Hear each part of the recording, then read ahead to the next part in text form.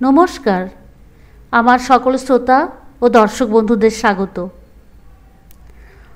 অসহজ চলাকালে অর্থাৎ বাড়িতে যদি কারোর মৃত্যু হয় তখন যে অসহজ পালন করা হয়, সেই অসহজের দিনগুলোতে ঠাকুর ঘরে গিয়ে দেবদেবীর পুজো করা চলে না।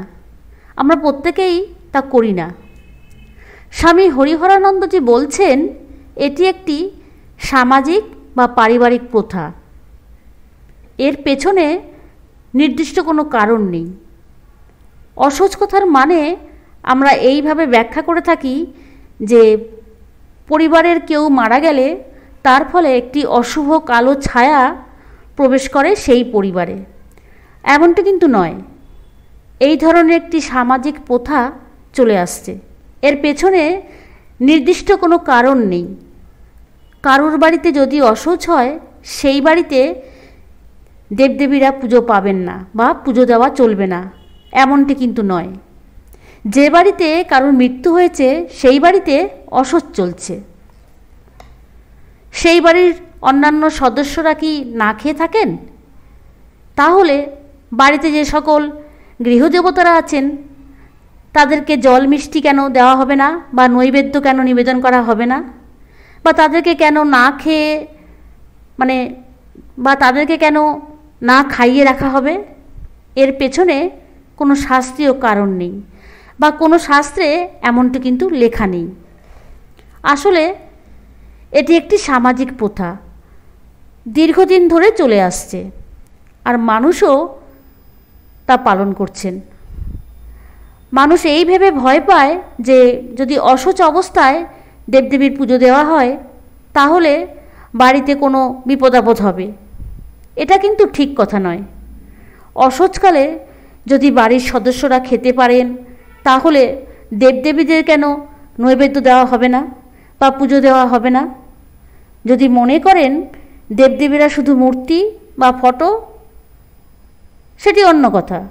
কিন্তু যারা মনে করেন আমার ঘরের দেবদেবীরা জীবন্ত, তাহলে সেক্ষেত্রে অসহজ এই কথাটি গুরুত্ব পায় না। স্বামী হরিহরানন্দজি বলছেন, এমনও পরিবার দেখেছি অসহজ চলাকালে তারা দেবদেবীর পুজো দিয়ে থাকেন। আসলে আমরা কেন অসহজ পালন করি? পরিবারের কোনো ব্যক্তি মারা গেলে তার প্রতি শ্রদ্ধা জ্ঞাপন করতেই তো আমরা অসহজ পালন এবং শ্রাদ্ধানুষ্ঠান করে থাকি। সেই শ্রদ্ধা জানানোর জন্যই আমরা কয়েকটা দিন শোক পালন করে থাকি। মনটা দুঃখে ভরা থাকে, মনে আনন্দ থাকে না। আমরা হয়তো ভাবি মনে দুঃখ, দেবদেবীর পুজো করব না। এটা কিন্তু ঠিক নয়। দেবদেবীর পুজো করলে মনে শান্তি আসবে। শোক পালন করার জন্য দেবদেবীর পুজো হবে না, এটা কোনো প্রথা নয়। মৃত ব্যক্তির আত্মার শান্তি কামনার জন্যই আমরা অসহজ পালন করে থাকি। তার সঙ্গে দেবদেবীর পুজো না করার কোনো সম্পর্ক নেই।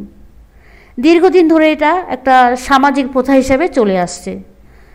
মনটা খুঁতখুত করে যে পরিবারে অসহজ চলছে, ঠাকুর ঘরে পুজো দেব না, ঠাকুরকে পুজো দেব না, বা ঠাকুর ঘরে ঢুকবো না, সেটা আলাদা কথা, এটা মনের ব্যাপার। কিন্তু যিনি দেবদেবীকে পুজো না দিয়ে নৈবেদ্য নিবেদন না করে থাকতে পারছেন না, মন চাইছে যে ঠাকুর পুজো করতে, তিনি কেন দেবদেবীর পুজো দেবেন না? মন চাইলে তিনি নিশ্চয়ই ঠাকুর পুজো দিতে পারেন। যদি মন চায় তাহলে পুজো দেবেন, আর যদি মন না চায় তাহলে পুজো দেবেন না। আজকের ভিডিওটি এখানেই শেষ করলাম। ভালো থাকবেন, সুস্থ থাকবেন, আর ভিডিওটিতে লাইক, শেয়ার ও সাবস্ক্রাইব করবার অনুরোধ রইল।